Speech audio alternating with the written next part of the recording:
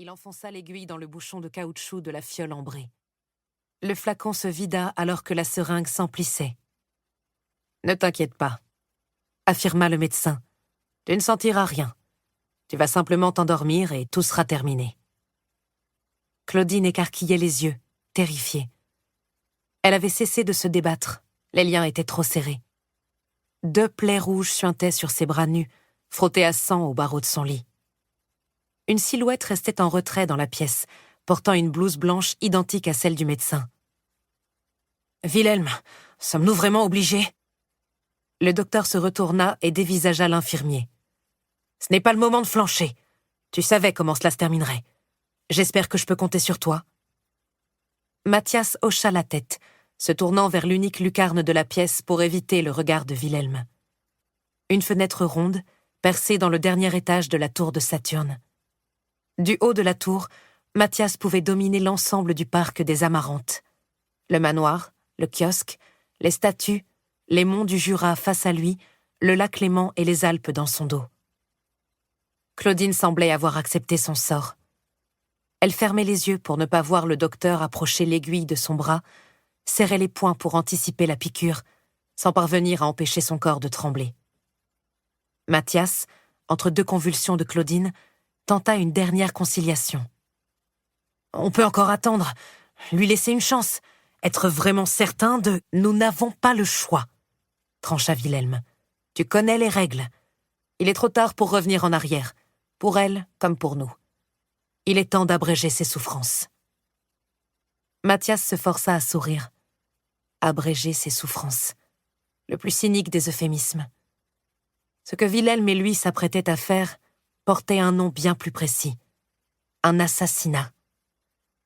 Mathias se força cette fois à fixer son supérieur droit dans les yeux, pour lui signifier qu'il n'était pas dupe, qu'il obéissait, qu'il acceptait l'inacceptable, puisqu'il avait signé un pacte avec le diable, mais qu'il refusait toute forme d'hypocrisie. Le docteur Wilhelm Gruber soutint son regard, presque amusé, paraissant lire dans ses pensées. « Alors employons un verbe plus clair, si tu préfères. Nous devons la tuer. » Claudine tressaillit. Tout son corps se contracta, avant de se raidir dans un dernier effort de survie. L'un des liens à une cheville céda. Un pied chercha à frapper, mais ne fouetta que le vide. « Tiens-la !» ordonna Wilhelm. « S'il vous plaît !» supplia encore Claudine. « Nom de Dieu !» insista le médecin. « Bouge-toi, Mathias! J'endosse toute la responsabilité !» Mathias, sans réfléchir davantage, appuya de tout son poids sur les jambes de la métisse. Elle se cambra, sa tête bascula, plusieurs fois, comme si elle préférait s'ouvrir le crâne contre le lit de fer. Seule sa main gauche ne bougea pas, crispée sur la photographie froissée. Strasbourg, 1952, il y a 1 an. L'aiguille s'enfonça dans son bras droit. Claudine se calma aussitôt. Doigt après doigt, elle ouvrit la main, jusqu'à laisser tomber le cliché. À quoi bon désormais se battre? Elle savait que tout était terminé. Qu'elle allait s'endormir sans pouvoir lutter contre le sommeil. Pour ne plus jamais se réveiller. Chapitre 2. Charlie. Je me suis réveillé en sursaut. Je venais de vivre l'un de mes pires cauchemars, de ceux qui vous donnent l'impression d'ouvrir les yeux en apesanteur, coincés entre 2 réalités. Mon premier réflexe a été de consulter ma montre.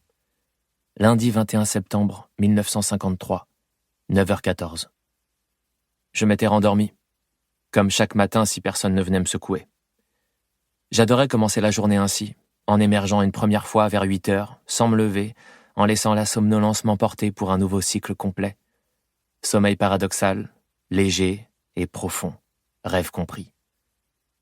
Je ne me souvenais jamais de mes songes de la nuit, mais toujours de ceux du matin. J'aimais ouvrir les yeux comme se rallume une salle de cinéma après que mon inconscient m'avait offert la plus incroyable des superproductions en projection privée, ou le pire des films d'horreur. Cette scène de meurtre avait l'air tellement réelle. Claudine avait l'air tellement... « Allez, debout mon grand !» Une nouvelle décharge électrisa ma colonne vertébrale. La voix qui m'interpellait était celle de mon cauchemar. J'ai mis quelques secondes supplémentaires pour parvenir à différencier mon songe. Livre audio complet gratuit disponible en description de cette vidéo.